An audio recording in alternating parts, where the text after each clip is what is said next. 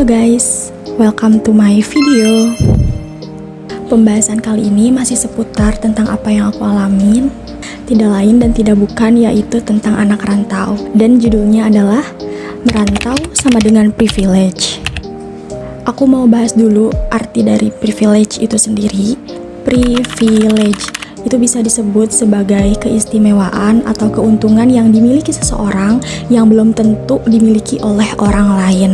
Makanya kenapa bagi aku merantau itu adalah privilege, karena nggak semua orang itu punya kesempatan, dukungan, atau kondisi yang memungkinkan untuk orang itu pergi jauh.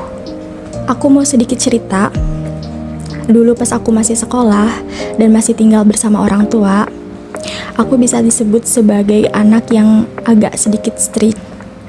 Contohnya, kalau misal aku mau pergi keluar rumah, pasti akan ditanya dan pertanyaannya itu detail. Kayak mau pergi kemana, sama siapa, di sana ngapain aja, dan mau pulang jam berapa. Makanya kenapa kalau aku mau keluar rumah, pasti izinnya itu dari jauh-jauh hari. Karena pilihannya itu cuma ada dua, di approve atau enggak. Bahkan kalau posisinya mereka bisa ikut, mereka akan ikut guys. Aku pernah ngerasain hal itu. Dan bagi aku itu gak apa-apa. Aku malah seneng karena aku merasa diperhatikan dalam hal itu. Dan aku juga mengerti mungkin itu tuh bentuk rasa kekhawatiran dan kepedulian orang tua kepada anaknya. Malah dengan hal itu, aku jadi bisa berdiskusi sama kedua orang tua aku. Kenapa tidak diperbolehkan dan apa alasannya. Dan sampai akhirnya aku bisa di sini merantau ke Jakarta dan living alone. Terus ini juga bukan pertama kalinya aku ngerantau. Aku pertama kali ngerantau itu di Purwakarta. Waktu itu ada program sekolah yaitu PKL. Aku ngerantau di Purwakarta untuk PKL selama 6 bulan. Hal yang aku rasain saat ngerantau itu bukan hanya sekedar soal mengejar mimpi, tapi di dalamnya itu mengajarkan aku buat bertahan, bagaimana caranya hidup sendiri. Kepentingan orang untuk merantau itu juga beda-beda. Ada yang untuk bekerja, berpendidikan, malah ada yang menjalani keduanya. Di rantauan itu kan apa-apa serba sendiri ya. Makanya mau gak mau kita harus bisa mengatur hidup kita sendiri. Aku juga sangat bersyukur dari merantau ini, setidaknya aku gak membebani kedua orang tuaku lagi, meskipun aku tahu mereka gak menganggap itu sebagai beban. Dari merantau aku jadi bisa berdaya dan mengandalkan diri aku sendiri, dan aku lebih bisa memahami apa sih yang sebenarnya aku mau, apalagi dalam hal mengatur keuangan.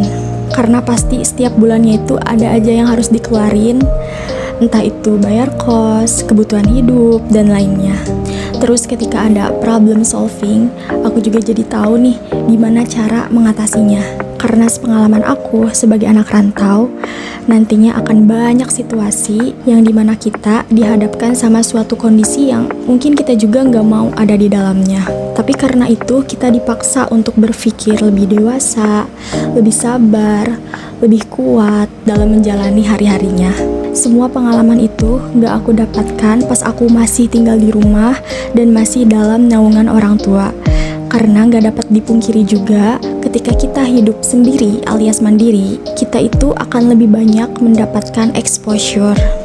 Mungkin beda halnya kalau aku masih di rumah, karena di rumah itu kan cenderung terjaga ya, karena di dalamnya itu masih ada keluarga, orang tua yang selalu ada di dekat kita.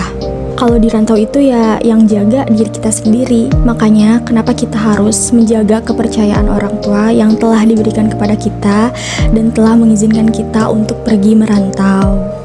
Di tempat rantau kita harus selalu jaga diri. Jangan aneh-aneh.